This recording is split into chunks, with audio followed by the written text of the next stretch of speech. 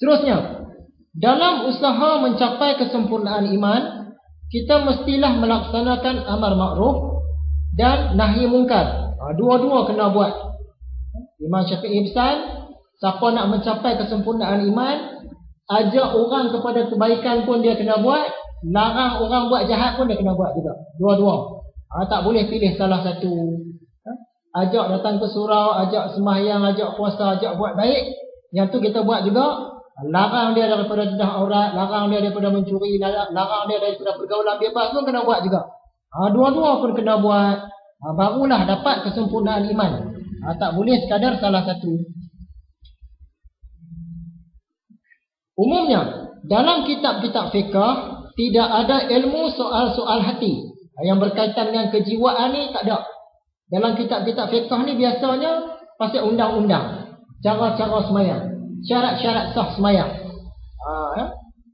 Nak kahwin, apa kena ada. Itu semua pasal undang-undang. Pasal membentuk hati ni dalam kitab fiqh umumnya tak ada. Di mana nak cari? Dalam kitab-kitab tasawuf. Contoh dia kitab Ihya Ulumuddin yang kita sedang belajar ni. Dalam kitab ini dia ada membentuk hati. Sesiapa yang berasa cukup dengan pelajaran dalam kitab-kitab fiqh sahaja, dia berada dalam kerugian yang amat sangat. Itu kita bagi tahu dah, agama ni paling kurang dia ada 3 tungku, iaitu tauhid, fiqh, tasawuf.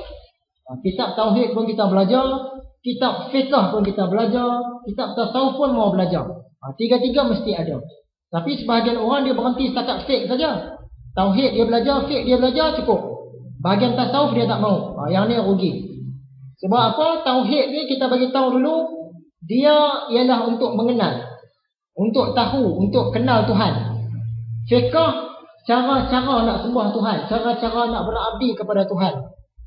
Tasawuf pula, dia percantik pula kita punya amal ibadah.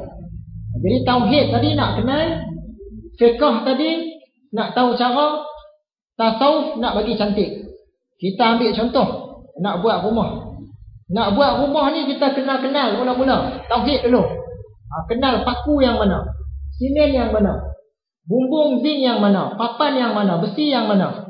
Kita dah kenal semua tu baru boleh buat rumah. Yang tu tauhid. Yang fiqh pula cara-cara.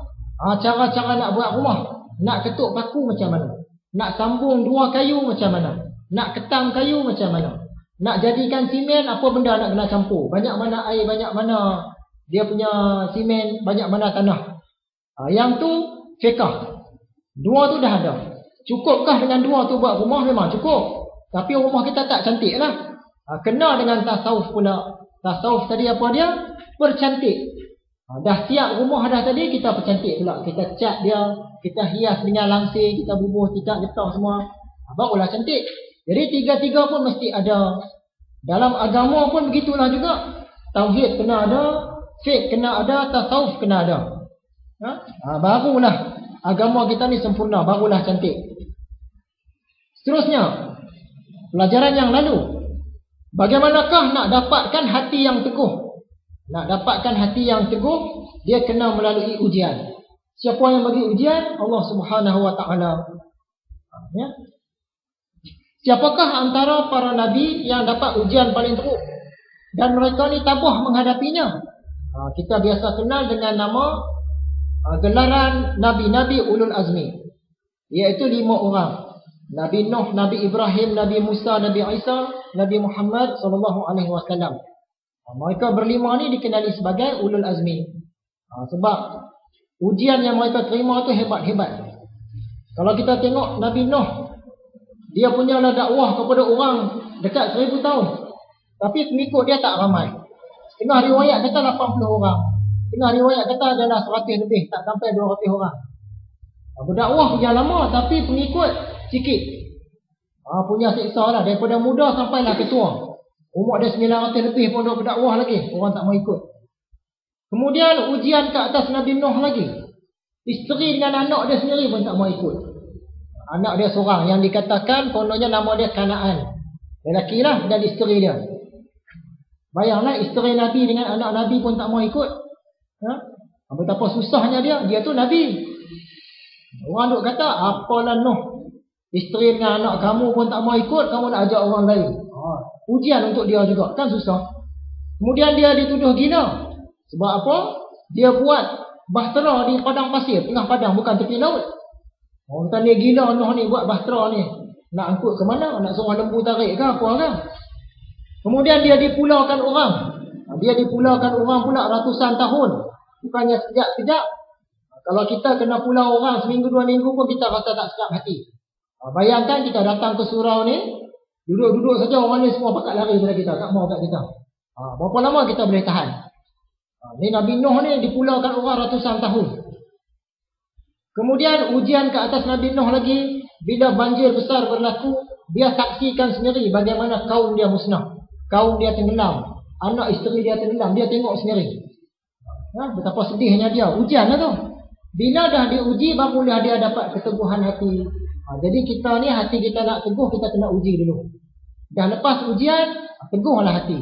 Dia tak boleh kita kata, aku ni hati aku teguh lah ni, dengan agama ni tak boleh lari dah ni. Tapi kita tak kena ujian apa-apa pun. Belum lagi.